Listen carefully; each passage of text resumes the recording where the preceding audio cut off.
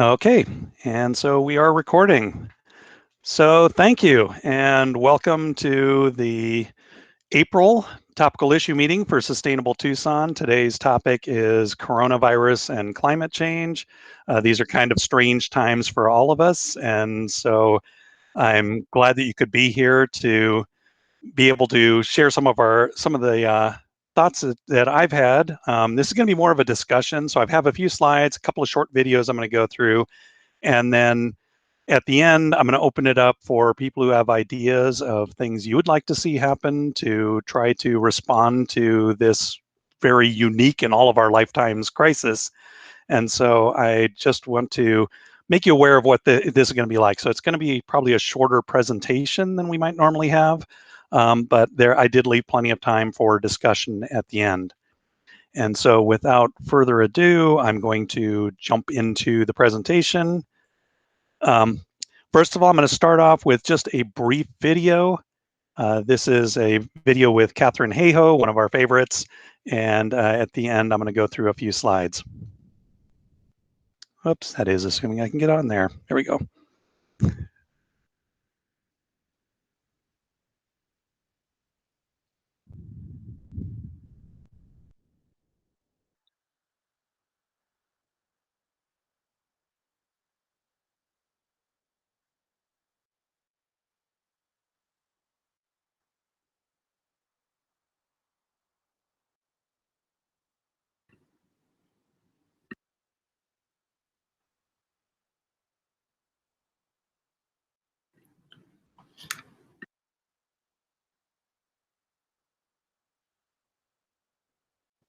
Dan, I can't see the slide. It's in a small square and you're in the big box. And it's muted.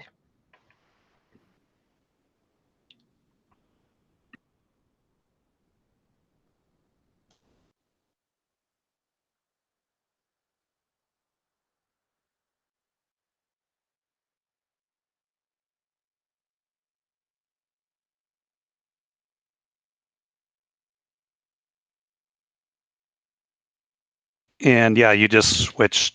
You didn't need to go to present to do that. You actually took away the presentation as well. So.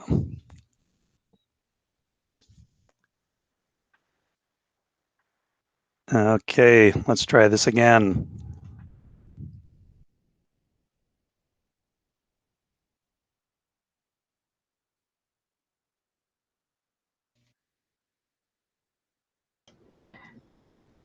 There's no volume?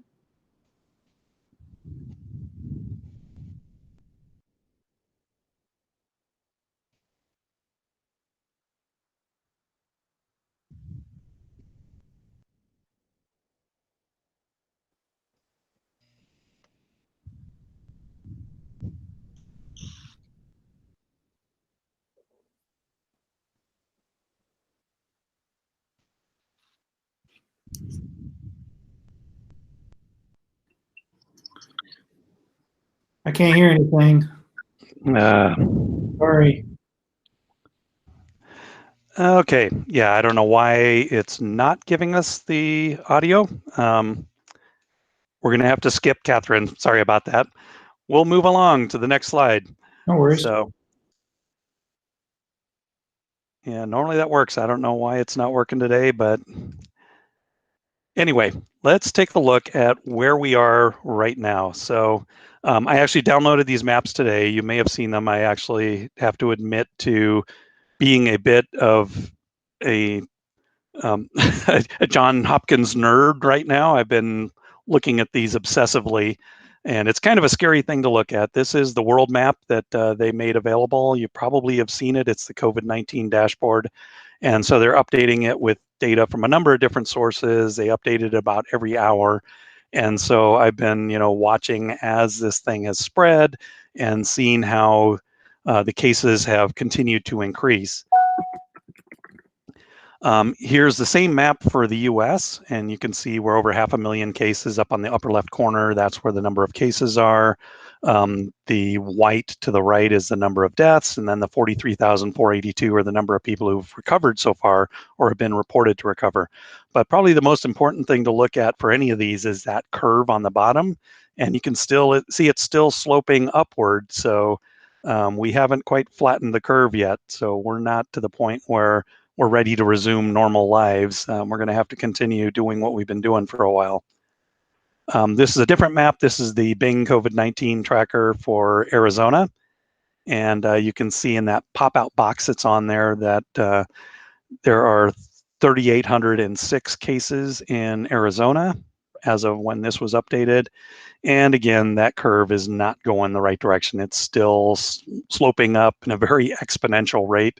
So it's still growing in Arizona. And then finally, this is the Pima County report. This is back to Johns Hopkins again. It shows the current status of COVID-19. A lot of different stats on here, but the important ones are the 622 confirmed cases and the 29 deaths that have occurred so far in Pima County. Pretty depressing stuff, I have to admit. But not all the news is bad. So if you've probably seen this image, it's been kind of all over everything. This is the nitrous oxides map from NASA of the area in China near Wuhan, when right before they shut down for the coronavirus outbreak and afterwards. And so you can see that the air got much cleaner because there was a lot less traveling, a lot less burning of fossil fuels. So it'd be lovely if we could stay that way all the time. We can see, yes, it is possible. If you stop emitting so many fossil fuels, you can actually stop polluting in a pretty short order of time. And so that was a really interesting map. Of course, we'd like to be able to try and get sort of to that map on the right all the time, not just at a time when everybody's hunkered down in their houses. I'm going to talk a little bit about the Sustainable Development Goals. I know that in some ways the words sustainable and development are an oxymoron, but the goals are useful as a way of just identifying different things that if we could do all of these, we would have a sustainable and just world. And so they cover a lot of different topics, and it's a good way for my mind to be able to organize things. And also there are annual reports on it, which is one of the things I want to run over, is some of the annual things that have come out in the annual report. So the Sustainable Development Report of the United States 2018. Can everyone hear me right now? Although if you can't, you probably wouldn't know that, but. Yeah. Okay, thank you. So this is the Sustainable Development Report for the United States in 2018. You can see that it's got Arizona's rankings on there. And so this kind of circular chart, it's maybe a little interesting way to look at things if you're not used to that. But you can see that the smaller bars and the more red bars are the things that we do worse on. And then the larger, lighter colored ones going more towards yellow are the ones we're doing better on. And if we're doing really well, we'd have some green bars. You can see we had no green bars for the state of Arizona. Some of the, probably not surprising to you, some of the things we didn't do well is we have a high rate of poverty in the state of Arizona.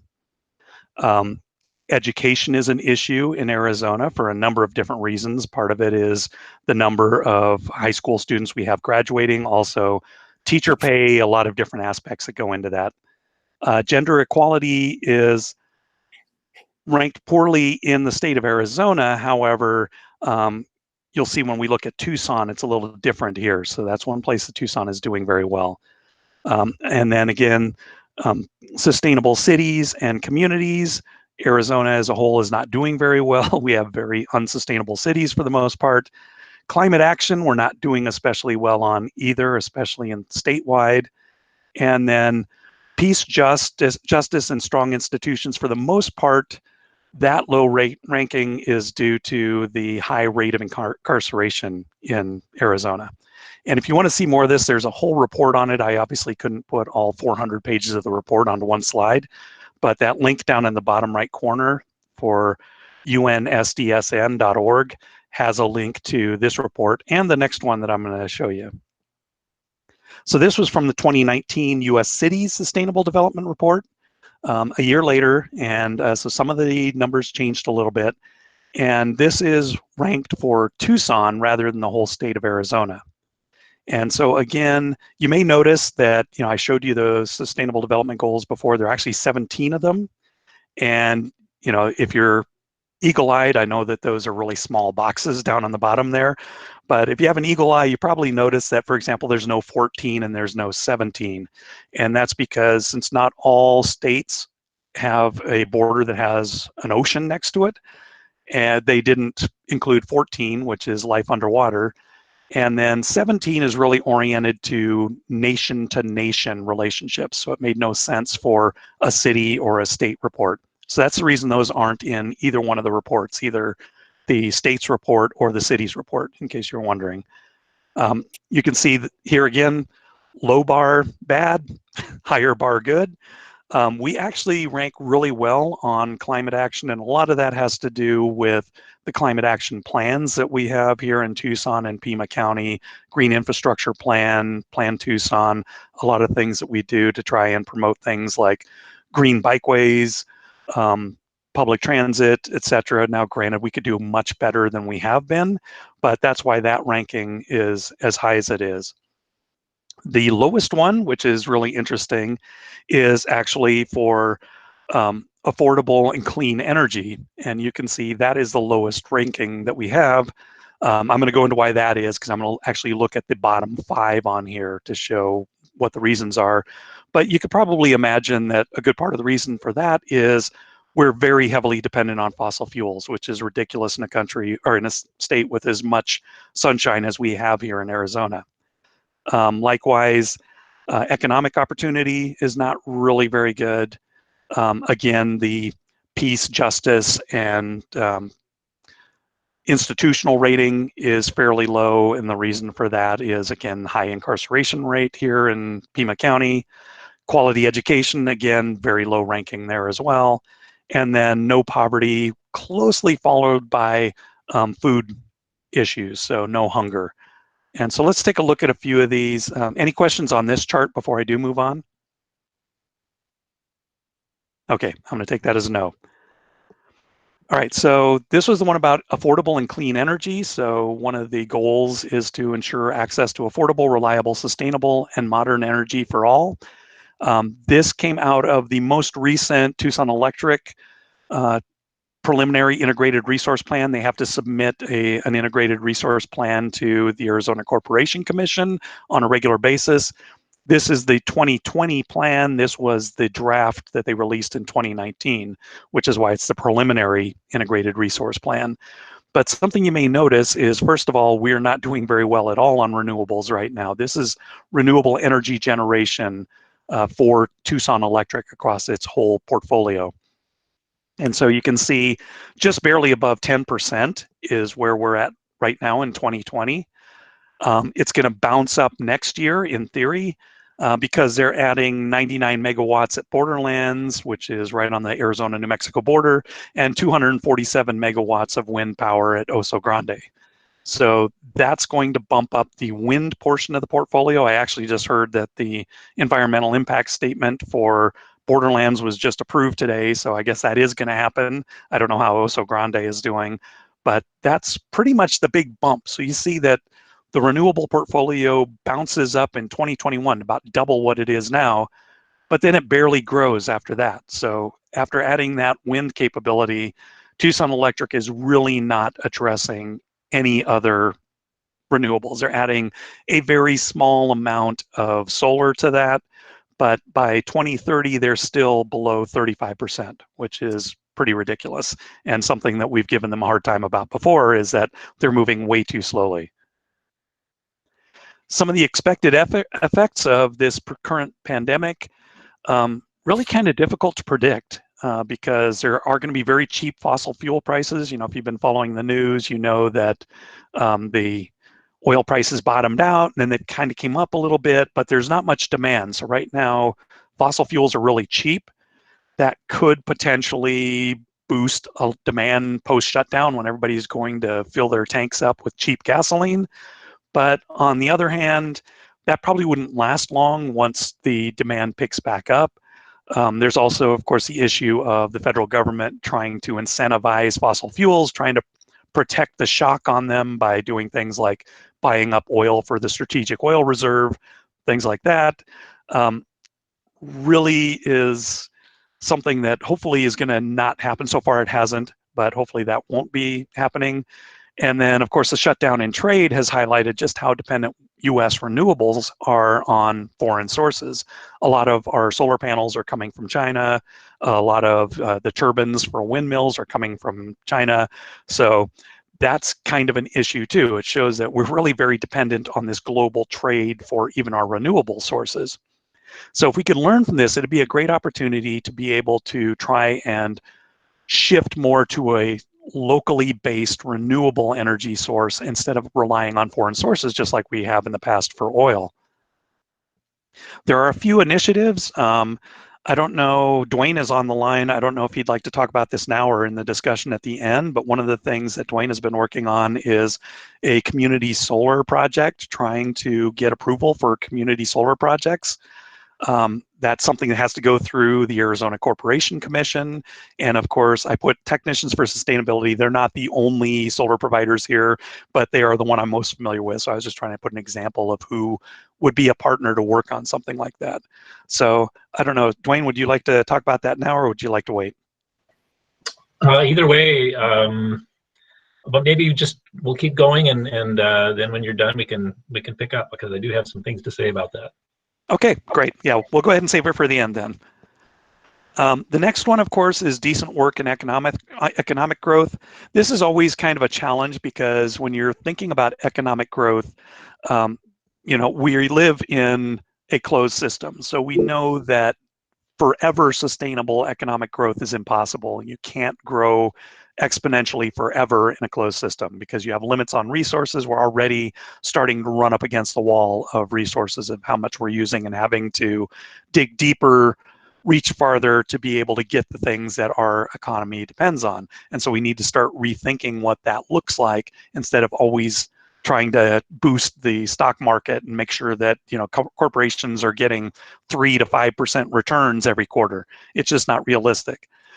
But it is still important that you have the ability to have people prosper within a community. And so that's why it is important to have decent work for people. What that work may look like in the future, we could also talk about, because I think that really work itself is going to have to change. The character of work is going to need to change over time, just because, especially with automation and other things, or just hopefully not as much waste that we're generating, there wouldn't be a need for everyone to work 40 hours a week. So there are a lot of things that we need to talk about, and there's a lot of work that needs to be done. But for right now, we're just looking at sort of the traditional people have full employment, and that there's enough growth to keep pace with inflation. And so if you look at these statistics, these are from the MapAZ dashboard, which is something that's published by the University of Arizona. You can see that business growth has been pretty flat. Again, if you're wondering why these numbers go up mostly to 2018, there are a few that go to 2019. It's because the American Household Survey hasn't been released for 2019, and that's where a lot of these numbers come from. So as of 2018, the growth from 2017 to 2018 was pretty much flat for Tucson, and this is specifically Tucson here. Employment growth grew a bit less than the national average, but it did grow. Housing affordability has gone down, which is not good, but it's still very affordable here. I mean, I used to live in the Bay Area. Trust me, housing is very affordable here compared to the Bay Area. The median household income is in the bottom third of the southwestern region, the region that we're in. And it is going up, at least at this time, when this chart was done. Patents and real GDP, I'm not going to worry a lot about, because the GDP, you can argue about what that really means. A lot of it's spending. And then patents, well, is a measure of how innovative people are being. I don't know that it's truly a valuable measure, so I'm going to just skip past that. But then, of course, there is the current shutdown. And so you can see that just since the middle of March, how much unemployment claims have jumped. So they went from 3,655 in the week ending March 14th to 29,333 the week after that, and 88,592. And these are in Pima County. So that shows that there's been a really big jump in unemployment. And of course, the question is, how quickly will we be able to respond after this is over? One of the things we can do, of course, to be able to adjust to this in the future is we need to have a more vibrant local economy. Yeah, we can't be buffered against all shocks. We have a global economy. Economic shocks are going to reverberate throughout the economy, including locally, but a more vibrant local economy could weather some of these shocks better than what we're seeing right now, where we're relying a lot on external employers and external sources to be able to prop up our economy. And a few people are working in that area. Of course, our local First Arizona, Startup Tucson. There are a number of others. Again, Next Tucson, there are a lot of organizations who are working on this. One Weekend for the World, I saw Shane was on there. So there are a lot of people who are addressing things like how do we build a more local, vibrant, fair, and just economy.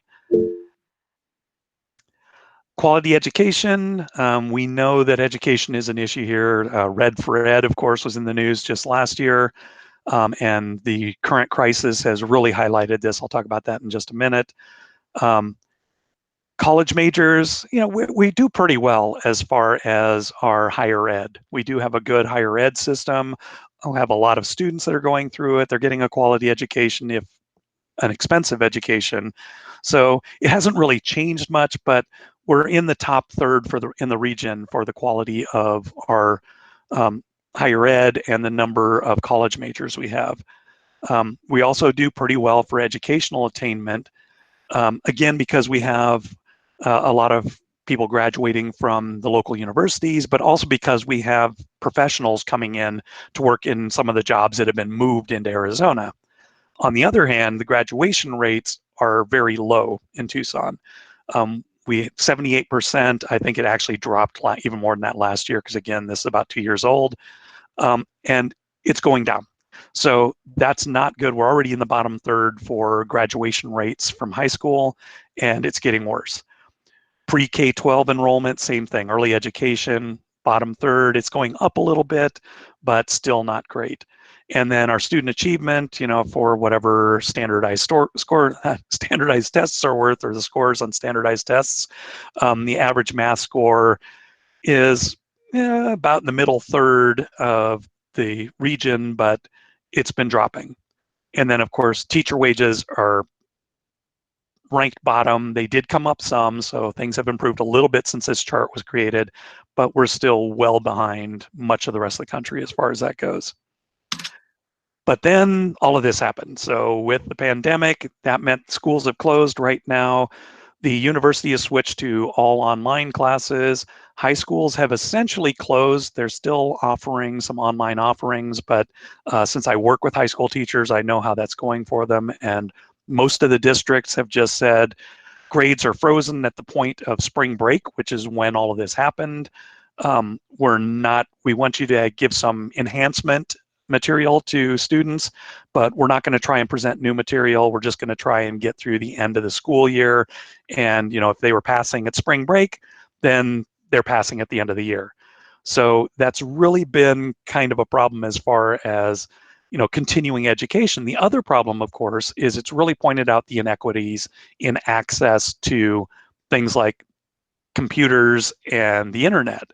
Because a problem a lot of schools are having is they don't have the way to deliver that online content to their students. The students don't have computers at home. They don't have access to the internet. There's been emergency measures trying to get things like, for example, the public libraries to leave their Wi-Fi on all the time so that people can, I kid you not, sit in the parking lot and access the internet to be able to do their schoolwork or to be able to file their taxes or whatever. Fortunately, that's been delayed, so they don't have to worry about that tomorrow. But it's really pointing out that we do have a society of haves and have-nots, and it's become even more obvious now that the have-nots don't have access to the public resources they had through school or libraries. And so there are some measures that are being taken to do this. Unfortunately, I fear that a lot of them are going to be emergency measures, and we're going to go right back to this a number of providers all competing with each other, trying to provide services, and people falling through those gaps.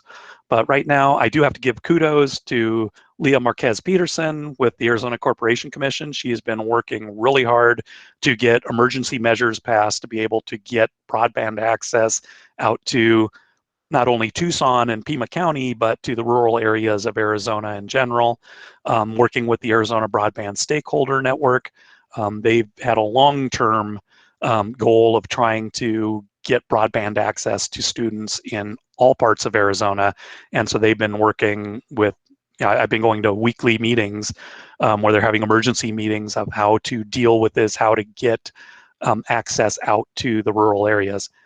And then, of course, something that was brought up to me, I've had a few people ask, and I don't have an answer, is, what if I have an extra computer that's still a good serviceable computer? I just don't use it anymore because I just bought the latest and greatest iPad or the latest and greatest MacBook.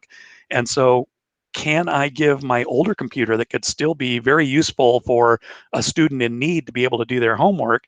How can I get it to them? And there really is no mechanism that I'm aware of to do that. And that's something that came up in the Arizona Broadband Stakeholder Network meetings. It's a question that I've been asked directly. A thought I have there is that some maker spaces probably could start picking up the slack, although most of them are also closed right now. But that might be a good opportunity for the maker community here in Tucson and elsewhere, is to have a place to collect old tech so that we can put it back into use. So we're not throwing away all of this still perfectly good tech equipment that, most of it ends up in the landfill or ends up being shipped over to an Asian country to be stripped down, where it's being stripped down in a very unsafe manner and ending up polluting their waterways and their land. So that could be something that's a real opportunity, is to be able to redistribute this gently used tech that could still be used by someone who needs it. Okay, peace, justice, and strong institutions. Again, the main reason for this is our incarceration rate in the United States in general, and also in Arizona and Pima County. This is the latest, this is the March report from the Arizona Department of Corrections. You will notice that I don't know if this was actually driven by the current crisis or not. I hope it is. They've actually released more inmates than they've admitted this year. So I hope this means that they're releasing some of the nonviolent offenders who could be released and not have to be in those confined quarters where it's so dangerous with a virus that's going around, because you only have to get one infection and it'll rapidly spread throughout the prison. So that's one of the issues. Of course, I don't have a lot of good answers for how to address this. There is the University of Arizona Innocence Project. Their job is to try to get people who are innocent released from prison, who have been unjustly incarcerated. There are also groups that are working border and migration issues. And then, of course, another part of the strong institutions is making sure that government is responsive and that data is open to the citizens. And that's one of the things that Code for Tucson does. So if you're wondering what the cactus between the brackets is, that's the Code for Tucson logo. That's one of the things that Code for America and Code for Tucson, the local brigade of Code for America, do as part of their job, is to get volunteers to help make government more responsive to the citizens. So that's another place that we can help with this particular area. And then, of course, poverty. This is probably not a surprise to you, not only that we have a high rate of poverty in Arizona and in Pima County and in Tucson, but that it's also very unevenly distributed. So if you look at the map on the right, that's Pima County. The darker areas have higher rates of poverty. The one on the right is actually Arizona. So the darker ones have higher rates of poverty. The lighter ones are lower. When you look at the Pima County map on the left-hand side, the city of Tucson itself, at the time that this was done, and this came from the most recent American Community Survey that's released by the U.S. Census Bureau, we had a 23.4% poverty rate, which is a pretty sad thing to have. The highest is 40.4. That's actually the city of South Tucson. but it goes all the way from 2.1%, which is down in Corona de Tucson, to the high of 40%. And so it's very unevenly distributed. Looking at the lighter dots on there, you're probably, again, not really surprised. A lot of the lighter dots are in the foothills, Oro Valley, on the east side. And the darker is, of course, on the west side and the south side. So it probably no surprise to you there, but that's still an issue that we really need to address. And unfortunately, that's something that's going to undoubtedly be impacted by everything that's happening, because with the increasing unemployment, you saw that there were, over 100,000 applications just in the last month, and the potential for this recession to go on for a long time, even after the coronavirus issue is passed, will definitely impact that high poverty rate. There are a lot of people who are just living paycheck to paycheck anyhow. I don't think a $1,200 check from the IRS is going to get them through to whenever this ends. And so that's a real issue. And sadly, I don't have a lot of good ideas for how to deal with that. I'm going to skip this video since the last video didn't work. I apologize for that. I don't know why the videos aren't playing. And now I've run out my mouth long enough. It's time for a discussion, but while we have the discussion, I'm also going to go ahead and go to the last slide, because I put a link there to a form. If you have an idea of a project you'd like to work on and you'd like to partner with Sustainable Tucson, or you think we should look at, you can put it on that form there at the bit.ly link, and we can take a look at it and see what we can do. Okay, so I'm going to open up the floor. I talked for half an hour. It's all of your turn to talk, and I think, Dwayne, you had some points you wanted to make about your community solar initiative. I would be glad to start off the conversation. First, it's just really great to be able to meet, even though we can't meet in person. Nice to see so many people here. My name is Dwayne Ediger, and I am a solar installer here in Tucson. I have also been working with some other Arizona people on a project that is kind of timely with what the Corporation Commission currently is doing. There's a docket open there in which the commissioners are considering ways to open up the retail market of electricity in the state. This is a mandate from over 20 years ago in the revised statutes of our state, and it was rejected. There was an attempt to open the markets way back 20 years ago, and based on California and some other states' experience that handled that situation very poorly, Arizona and other states said, oh, we're not going to go down that road. But now they're opening a docket to do that again, and there are different models, and many of them involve some shady operators, like the kind that walk down the block and knock on people's doors and get them to sign up for some other energy provider. You may have experienced this in other states. And that's kind of one of the models that they're considering, basically allowing different companies to come in and say, we're going to provide your energy. TEP will still be your utility. They'll manage the grid. They'll do the repairs, but XYZ company is going to supply your electricity. And then you get competing companies, and it gets very confusing. So there's a different way to do that a number of states have currently. It's called community choice energy. Sometimes it's called community choice aggregation. And what it does is gives cities and counties the ability to make a choice and say, here are our goals for renewable energy, or here are our goals for how we want to power all of the energy users in our area. And they then contract with energy providers for the energy mix that will supply their city or county. And this is a model that has worked well. It's run in a not-for-profit basis. And again, it allows the utility to continue to play that technical role, maintaining the grid, but it allows cities and counties and their residents through the democratic process to determine what our energy mix will be. So community choice energy, community choice aggregation is something that other states, there's about 8 states currently that have ways to do this, and our neighbor California being one. Colorado is on the list. They're getting ready to study it and get ready to possibly go that direction. And Arizona, we are just kind of starting to talk about it. Most people in our state don't have familiarity with what that is and what it looks like, and there's lots of questions about it.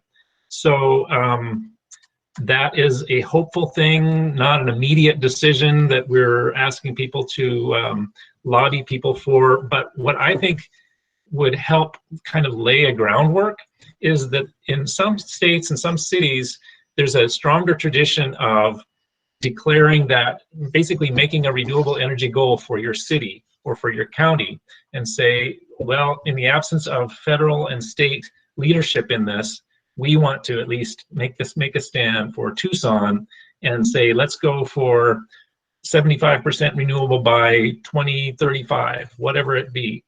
And then we can reach that goal without having to depend upon the whole state or the whole country agreeing on that together. That's kind of the idea. So so I think that what we can do now is start those conversations in our city and say, hey, this is a real possibility. Let's start setting goals as a city, as a county. And then at the same time, pursue the structures through the Corporation Commission that will allow us to actually make those goals happen. That's something that we can work on now, as well as the renewable energy standard in our state, which is another docket that also is going on at the same time in the Corporation Commission. I think I could leave it there, and if there's questions related to that, I can address them, or we can also just entertain other feedback from folks on what Dan has presented. Dwayne, what are the things that we can do, different people in the community, to help with that initiative?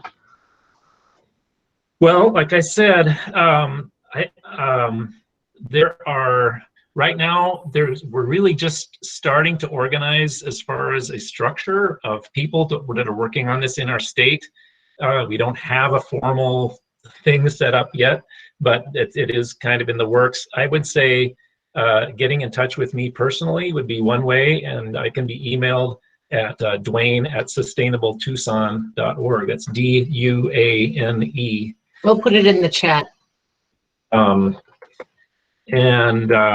if this is something that people have interest in energy for, there will be some work going on to kind of set up how we can lobby for this. Yeah. Have a Sustainable Tucson, Nina? Okay. Well, thank you, Dwayne. Has anyone else got some thoughts or questions? Well, Dan? Yes, go ahead, Trace. You can hear me? Okay. Different subject. When this current funding game started, I passed out a flyer to my immediate neighbors saying, if you need help or if you want to help, give me a call and I'll try to connect you.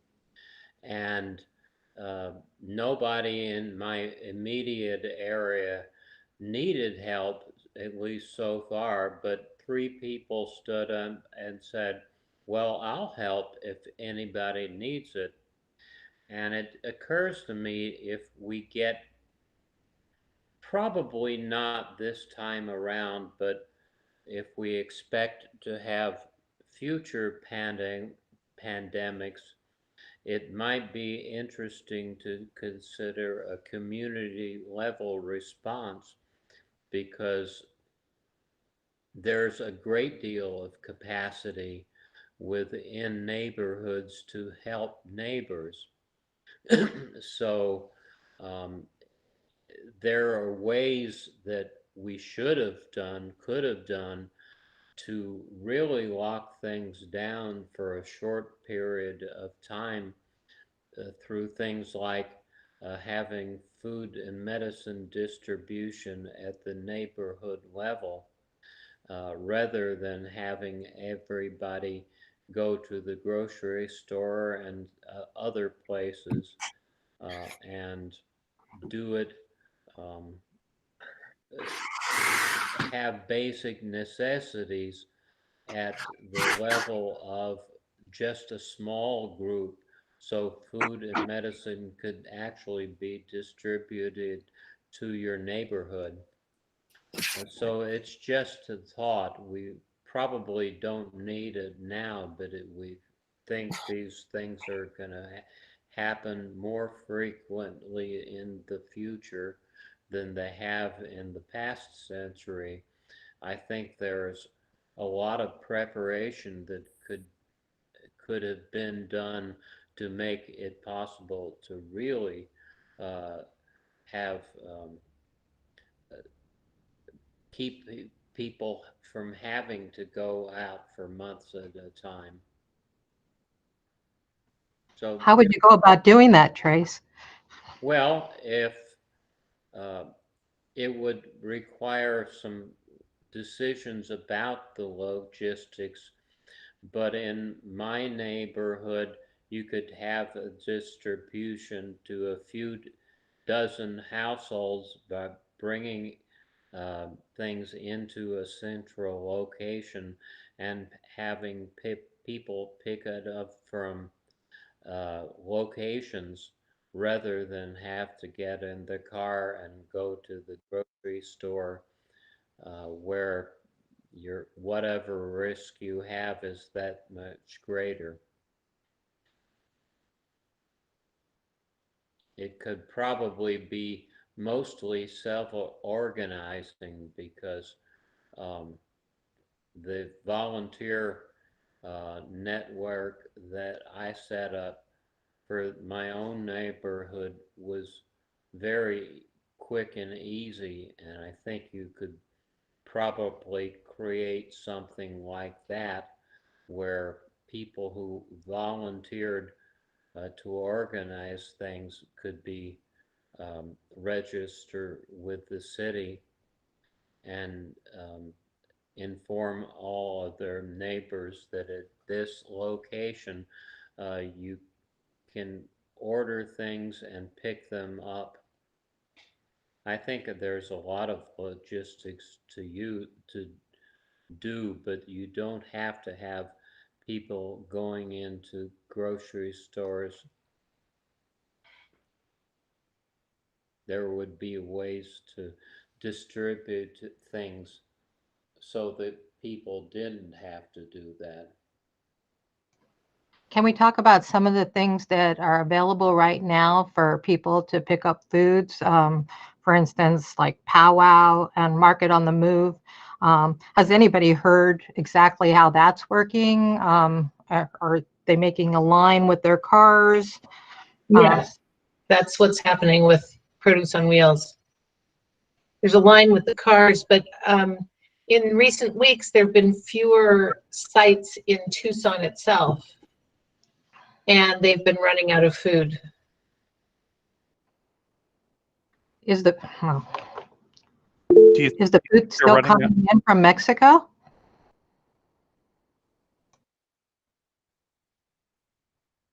Yeah, I guess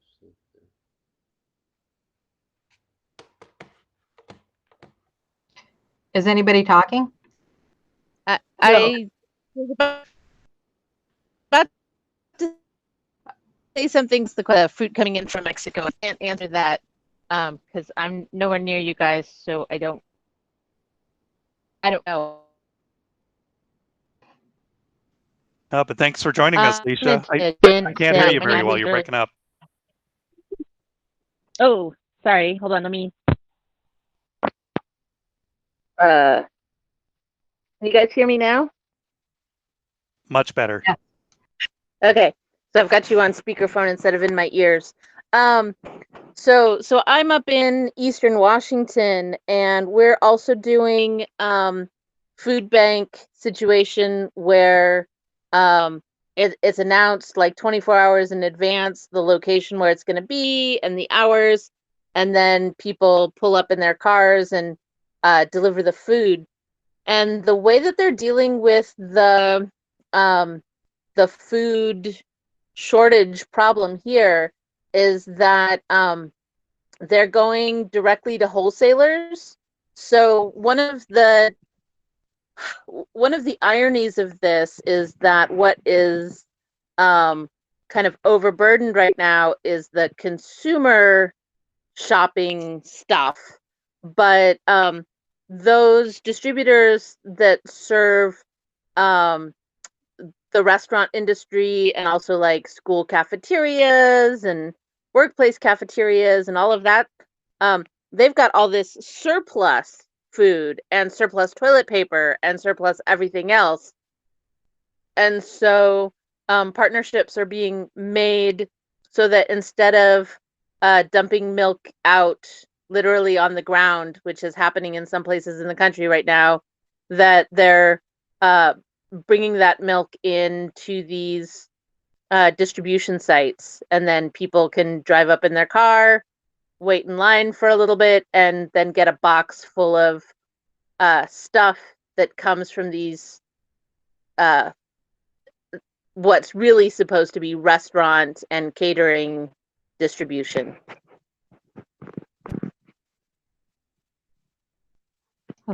That's cool.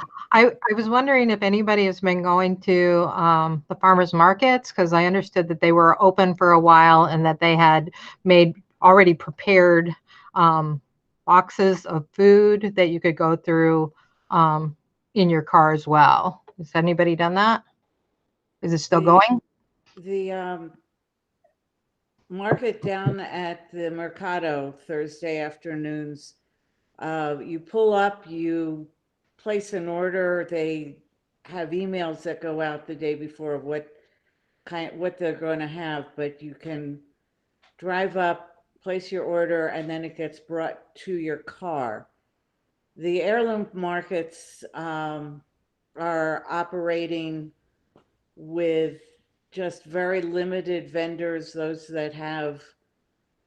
only those that have food that can be bagged up or is in a prepared container, and they're spaced out so that there's very limited contact between vendors or customers. And so far that seems to be working out well, although this past week, maybe because of the holiday, had seemed to be fewer customers than the previous weeks, but those are both possibilities. Heirloom at Utah Park and Oro Valley, Rillito, and I think there's one other. Green Valley has closed, and then also the market at the Mercado Thursday afternoons. Yeah, they've just basically cut out, offering samples or serving food. Right. And also a lot of the prepared foods people are not coming as much, or have been asked not to come. But it's a great way to get, your fresh veggies and continue doing that. Is community supported agriculture still going at this point? I know that we still get our milk from Watershed Management Group, that they drop it off over there. Dan? I think so. I think at least some of the CSAs are still providing. Yeah, I'm pretty sure the one that drops off it's part of the Tucson CSA network. I'm pretty sure they're still dropping off at Watershed. Yes, we get ours at near the old YMCA on University Boulevard, and that is still running. And I know there's at least one at the Rillito Market on Sunday mornings. The CSA is still operating. There may be one or two others. I'm not sure. Some of the churches are. This is Wendy. Some of the churches are still giving out food bags. Angel, is Grace St. Paul still giving it out? Angel, well, she was there. St. Francis in the Foothills is still giving out food bags, and they have a list of those churches that are. It's not a huge amount of food, but we're still doing our best. This is Angel. Grace St. Paul's is still running Joseph's pantry. I don't know exactly if they're open all day or 5 days a week anymore. I need to check up on that. I don't think so, because I called them the last week I was at St. Francis in the foothills, and they had limited amounts, and they said, but sometimes they ran out. And so I said, well, send them up here if they run out. But now I don't know how any of them are, because none of us are at the church except one person. Exactly. I'll check up on that. And I'll check on St. Francis in the foothills. Okay. Okay. If you guys want to put information also on Sustainable Tucson's page for resources of where people can get food, or on the Feeding Tucson page on Facebook, that would be a good help. Well, I can't do it on Facebook because I'm not on social media, but I'll send it to the webpage, to Sustainable Tucson. Okay, yeah, we'll have to, when Jana was saying that, she meant Facebook, because we don't have a way for the public to post on the webpage, but we can get it on Facebook. Well, I have some emails I can send it to, like Trace. Yep. Or you can send it to pretty much any of us. Our emails are just our first name. Like, so mine is Dan@sustainabletucson.org. Dwayne's is Dwayne@sustainabletucson.org. Jana's is Jana@sustainabletucson.org. So a very simple method for doing that. One other thing that I wanted to point out is this is a good time to support our local options too. If you're wanting to get food delivered or groceries picked up or something like that, On the Way is a local courier service. They are still operating. I try to use them whenever I possibly can.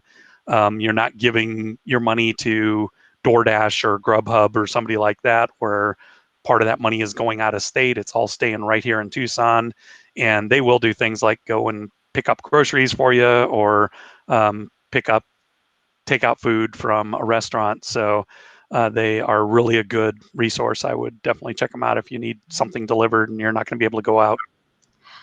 On that subject, some people have been concerned about, if they order takeout food. Of course, we'd all like to support our restaurants so they stay in business, especially our local restaurants. But some people are just concerned that, what are the standards for cleanliness, or sick leave for these restaurants. So that's something that I was wanting our zero plastic waste team to work on, was to do a survey and work with the list on local first list of restaurants, and send the survey to them and find out what they're doing, so that then we can promote them on a blog or website, and let people know that what kind of standards these people have, so they feel safer to order takeout food. That's a good idea.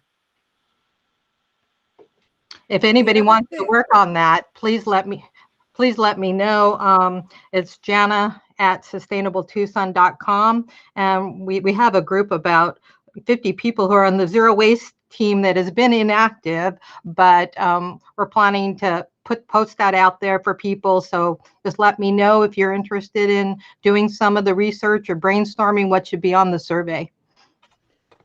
.org, right? .org. Yes. .org. Did I say sorry? Another thing to keep in mind is that some of the restaurants are not only doing takeout orders, but they're able to sell excess food items, drink items, and I think also paper goods that they have. I haven't really paid a lot of attention to this because because I haven't needed to. But I know, for instance, Hotel Congress is operating essentially a grocery store. They got the permit requirements waived by the city, so that they can make sure to make it more convenient for people who don't want to go to major stores, to the supermarkets, but can still get their groceries. And also it makes the restaurants able to cut down a bit more on what might be excess food items that they have. So that might be something to check out. if you have particularly if you have a favorite restaurant that you want to support, or one that's near and convenient for you. Yep, and another thing to keep in mind is most of the local brew pubs are still allowing you to come and fill growlers, and yes, they do very thoroughly sterilize them before they fill them. So, keep them going as well. I've got Craft right next to me. I know Borderlands is doing that. Most of the other brew pubs in town are doing growler fills. So, we need to try and keep our local businesses going as much as we can, because this is a really tough time for them.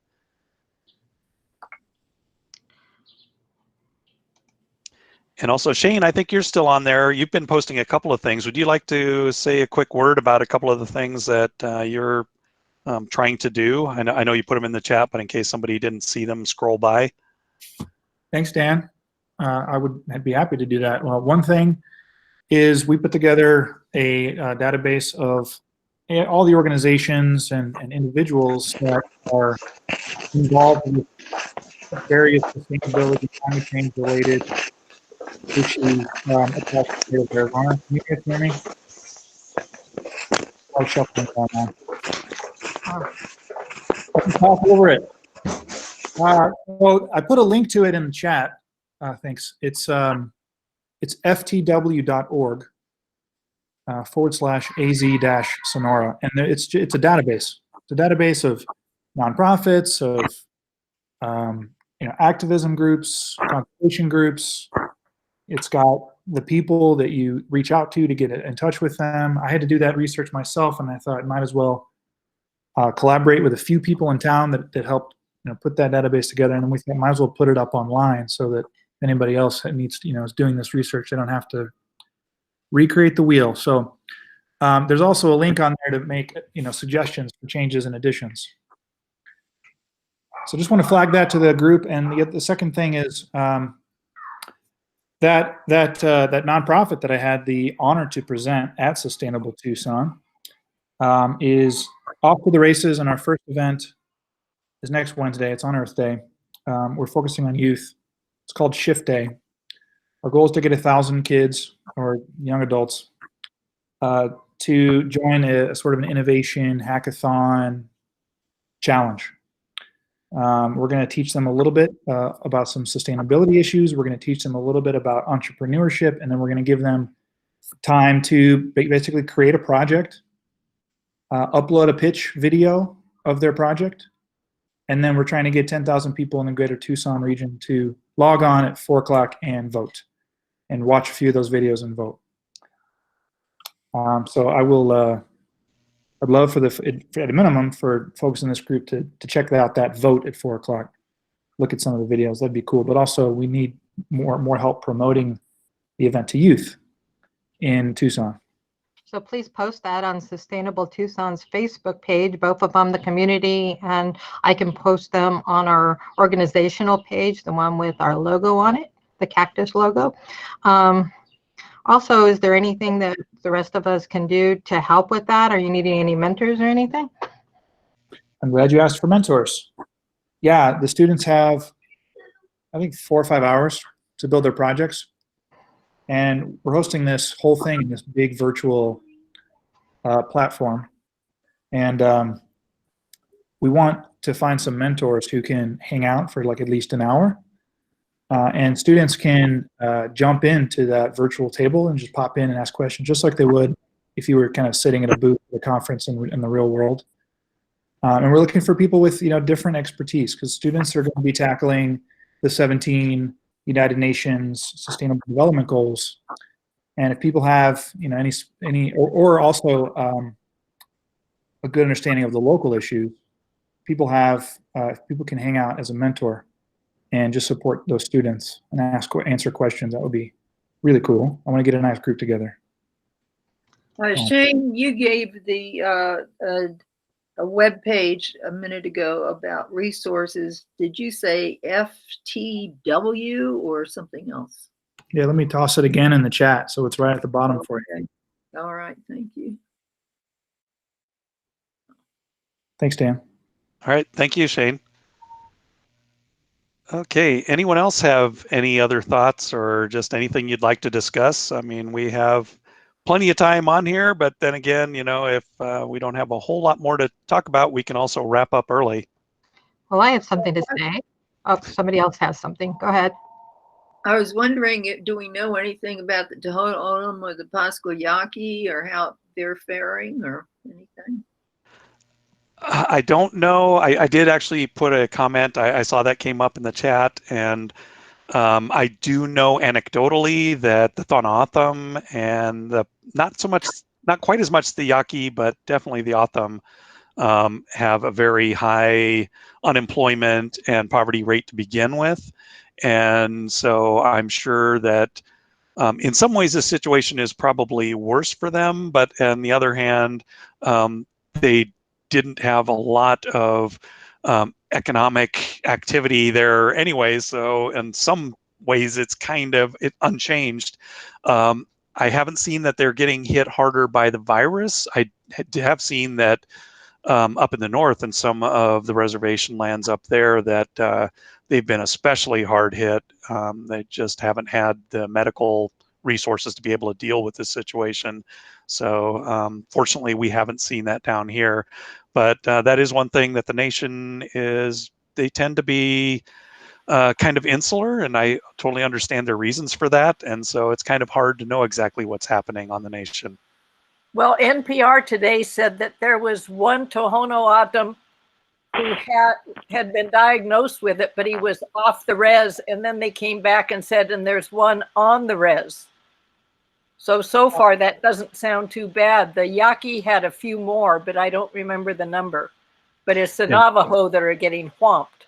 Yeah, because it's they're really, I mean, I'm sure if you've been up through that area, like been up to Shiprock or anything like that, you know that they really don't have a lot of resources up there. And so, yeah, I'm sure that they're just being overwhelmed with the cases and trying to control them. So it's really a very sad situation for them. Well, and many of them have to drive miles for water, but with the stay-at-home order that their chief put out, they can't go get water. Well, was it totally stay at home no matter what, or can they go out for food and stuff? I don't know exactly, but basically he's trying to keep them to stay at home because there are so many cases of it up there right now. Yeah. Can somebody tell me how to access the chat bar? On the top, it's on the top corner, right above the top picture, right above your head where I see you is a little square that looks like the little talking bubbles on cartoons. And if you click on that white square up there, and it says 23. Oh. Do you see that up there? If you click on that, it will open it. If you want to get rid of it too, you can click on to the left of it to get rid of it again. Okay, I see it. Yeah, thanks. Okay, good. So I wanted to suggest an idea. What I've really noticed is that a lot of people, there's a lot new excitement for gardening these days because people are wanting food security.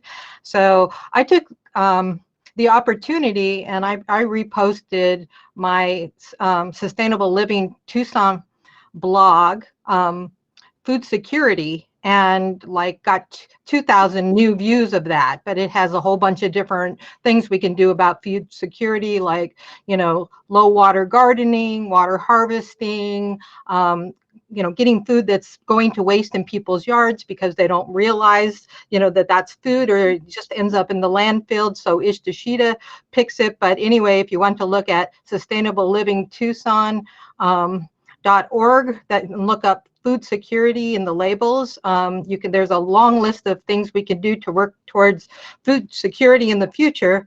But I also would like to just take this opportunity right now, and we all have a lot of expertise in different areas, like Dwayne with the solar, and some of us with water harvesting, like Dan, or gardening, and to educate the public and on sustainable ways of doing that. And So me and Dan yesterday went out and picked prickly pear and first we put it in the story on Facebook, because you can put a really short, few second story on Facebook. And then I made a video of it that we're going to put on YouTube. But the stories, everybody sees those on Facebook. So if you're going out to your garden and using some new technique or some technique that you think would help other people to be more sustainable with their gardening, bring your cell phone out there and record yourself doing it and post it on Facebook.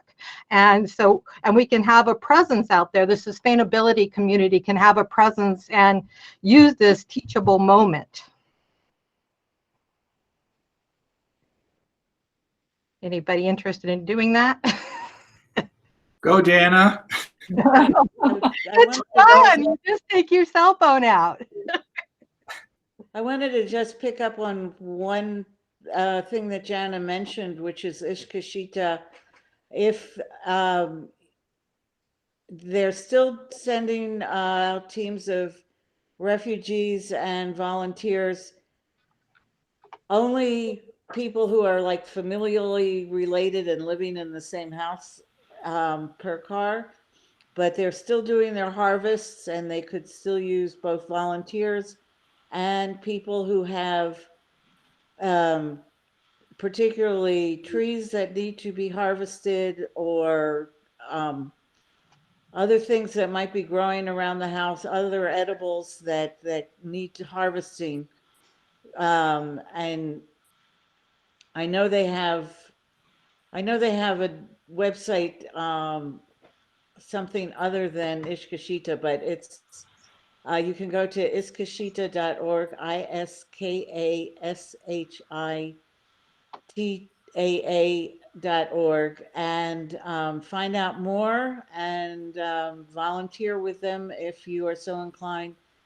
They've got a lot of citrus, and they're doing their best to get it out to people who can use it and benefit from it as fast as they can. They're also getting donations from some of the restaurants. So they had, for instance, bags of sweet peppers, and they had a lot of bread. And so that's a good contact if you know of anyone who might benefit from getting that those food supplies. Well, about a week ago, they put out a call for more citrus fruit. Okay, well, there's always need for more citrus, I think. Yeah. I know the last time I was over there, the parking lot was pretty full. But yeah, definitely if you've got citrus that needs to be harvested, that would be great. Get in touch with them. Let me put the the address. I think it would be info@iskashita.org, but ISKS. ISKASHITAA.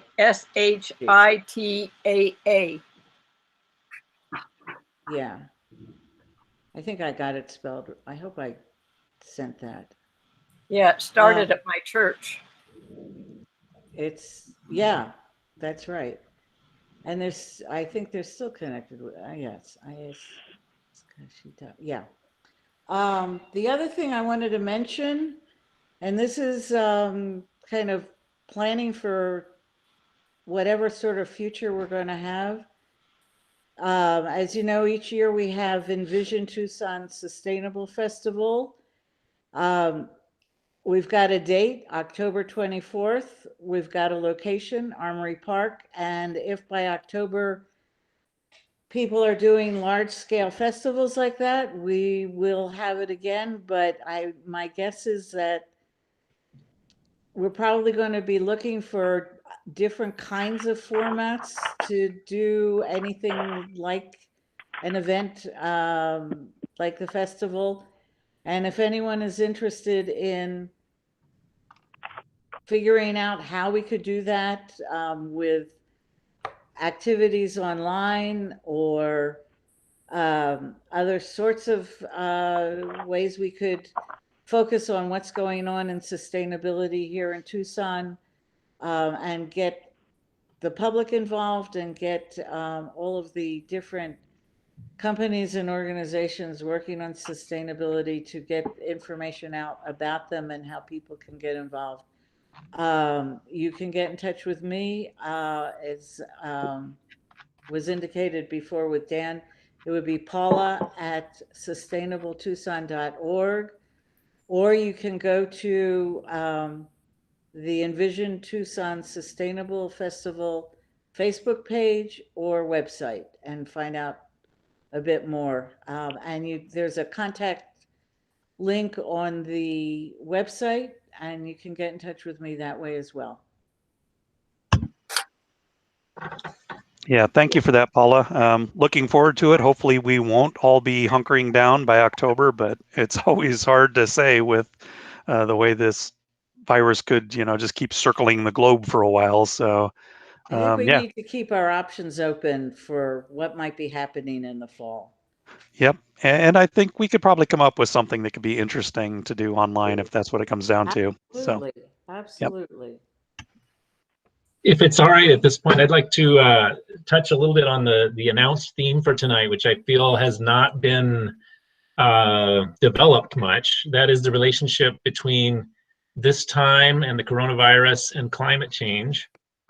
I think there's a lot that we can take heart in, namely the ability of world society to respond to an urgent need in a timely fashion, and learning about, I'm not just putting on this mask to protect myself, I am putting on this mask so that I don't hurt others.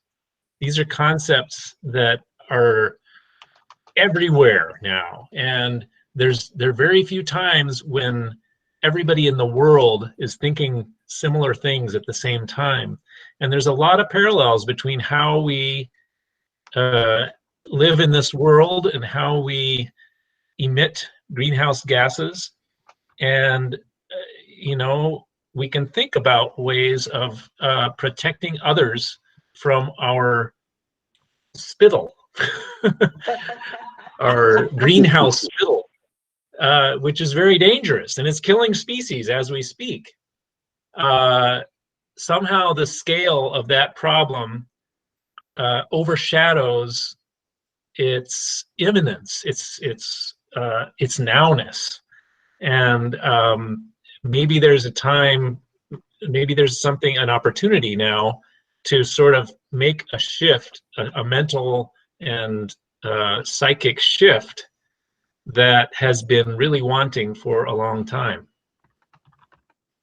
yeah, thank you for saying that, Dwayne. Well, actually, one of the videos I was going to show said that, and since I couldn't show the video, it didn't come across. But yeah, wouldn't it be great if we could act as urgently on climate change as we've acted on the coronavirus? I mean, imagine what we could do if we could do that. And that's why I think this is an ideal time, because people are thinking that way. People are realizing we're all in this together. So thank you so much for bringing that up. You're right. I didn't mention that as I ran through the presentation.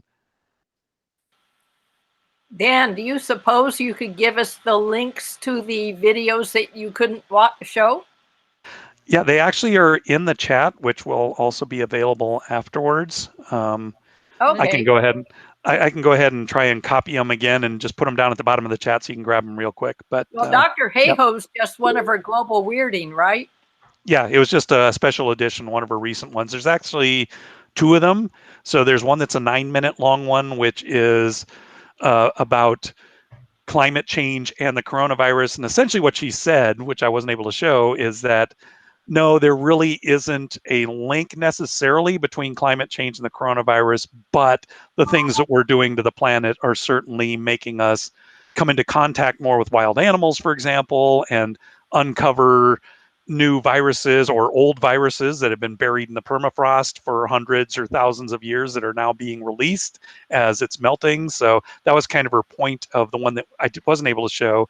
And then she has a bookend to that, which is coronavirus and climate change, which is, what can we learn from this and apply towards climate change, which is kind of what Dwayne was saying.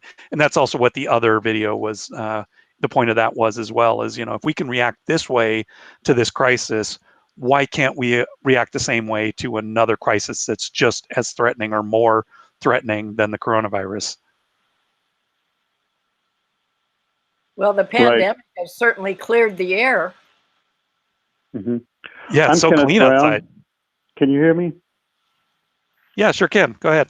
Yeah, I'm Kenneth Brown. I'm mainly with Extinction Rebellion and also with Presbyterian Church in the city.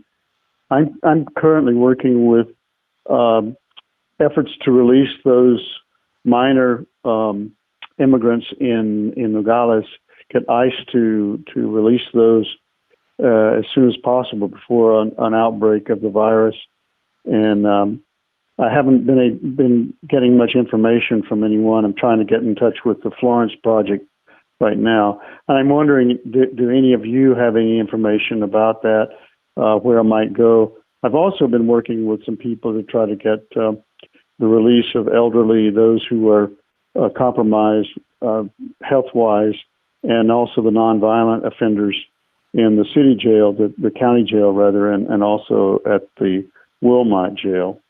Does anybody have any information about where I might go at least for the minor immigrants? Well, I've been trying to find that out myself. I haven't heard anything about it, and it scares me to death. Yeah, I really wanted to include that in my slide deck, but unfortunately, I don't know who's working that either. So that is something, just that the whole issue in general, but especially now, is so critical. Yeah. Yeah, it's going to be one of these major tragedies if we don't act now.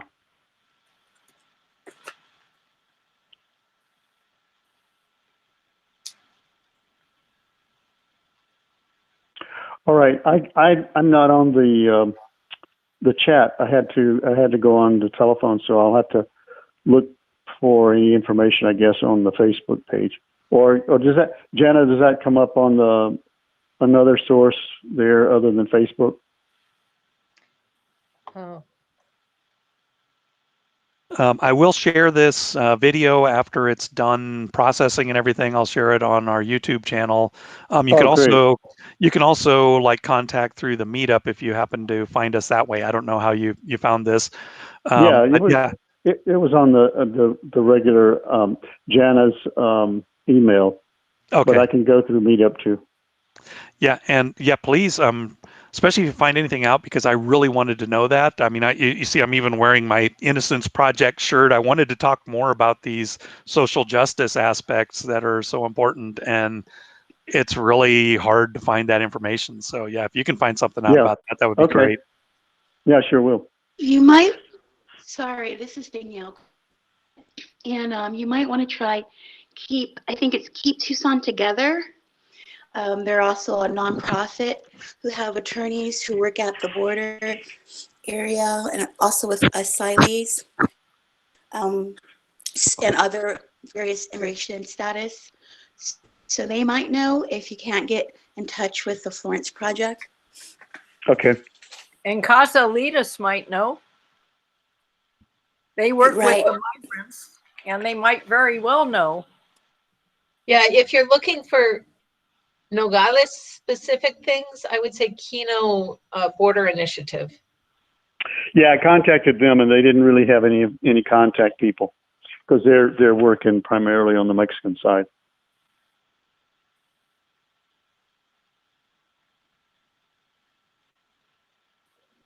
All right, that's helpful. Thank you very much. Thank you. Thank you for bringing that up. Sure.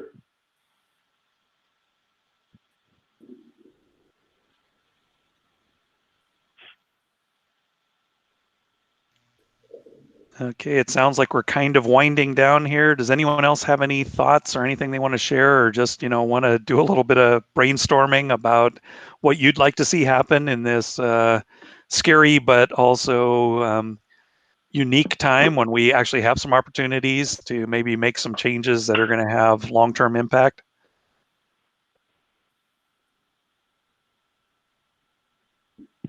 I don't know. I don't have any big picture ideas right now, but I'm wondering how often it is planned for us to get back as a group and just talk about progress made in different areas, or new things coming up? Was there any thought about that, Dan?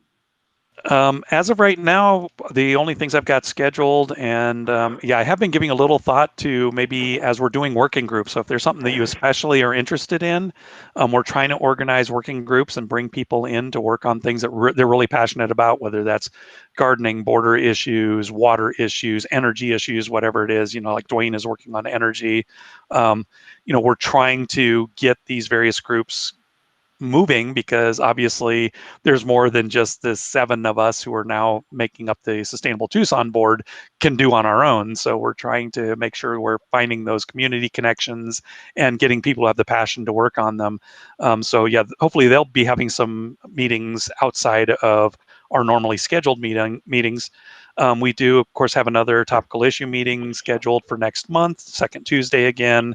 I'm already assuming it's going to be online, because I know that they're not booking any of the meeting rooms or anything. So that's going to be with Mike Peel of Local First Arizona. I'm going to be talking with him about exactly what the program is going to look like, but he's going to be talking a lot about how do we build a more resilient local economy that serves our needs and doesn't necessarily serve the needs of Wall Street or someone who's not helping us out here in Tucson.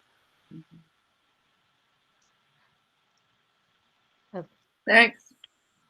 The other thing was that I feel that community is so important. It's even just nice to see the few faces that have popped up on the videos. Hi, Ann. So we've been talking about for a while having a video watching group where we could get together maybe in people's homes or at the library and watch videos and just talk about them and have tea or drink wine or something like that, and just get to know each other in a more casual atmosphere. Of course, we can't meet together like that, but if Dan could figure out this little glitch in the video thing, we could watch a video together, or we could watch the video there. I think there's ways you can watch videos on Facebook together, and we can comment and enjoy each other's company, but after watching a movie, and it gives us something to all talk about together. So let me know too if I'm Jana at sustainabletucson.org if you're interested in being in a video group, just for the fun of it and for the community. Okay. It's a good idea, Jana. Thanks. Great. Well, look forward to the next one. Okay, and yeah, look forward to you all being here. Thank you for being here today. It was a lot of fun, and I really have high hopes for Mike to have some interesting things to talk about next month. And also, I see Danye just posted that Sprouts gave her some paper bags today. Yay! Because they've been out forever. So it's good if they're not letting you bring your own bags, that they're at least giving paper bags instead of plastic. So that's great. Right. Yeah. Thanks everybody for coming. It's good seeing you and hearing you. Oh, Yep. and Trader Joe's also gives out paper bags, so you can't take your own anymore, but they're paper. Yeah, that's good. Yeah, because there was a paper bag shortage for a while, so I'm glad that that's been resolved. Now, you still can't get toilet paper, but at least you got paper bags just in case. Well, you can get toilet paper sometimes at CVS now. Yeah. Oh, really? Yeah, Just I gotta have the got. right timing. I said I'm surprised you had any, and they said, well, we just got a delivery, and that was at 3 p.m. Today? No, that was about 4 days ago. But they, so we probably missed but CVS and Walgreens are both advertising they have PP. Huh. Okay, well that's So check them out. Good thing to know. Okay, thanks everyone. Everybody. Thank you. Thank you for coming. Take care. Check out Sustainable Tucson's Facebook page if you need company. Bye-bye. Where's the leave the meeting button? Bye everyone. I want to say hello. Oh, it's Tanya. Can you see Okay. us? Are you seeing me? Hi. Hi. I'm not seeing you yet. I saw Dan for a second. Wait a minute. I don't know how to Yeah. mute me. Let me There stop you are. recording here. So Yeah, that'd be good. yeah, hold on a second. I Let's see. think I have to do it through here. Are Paula and no, they're gone. Paula and Trace.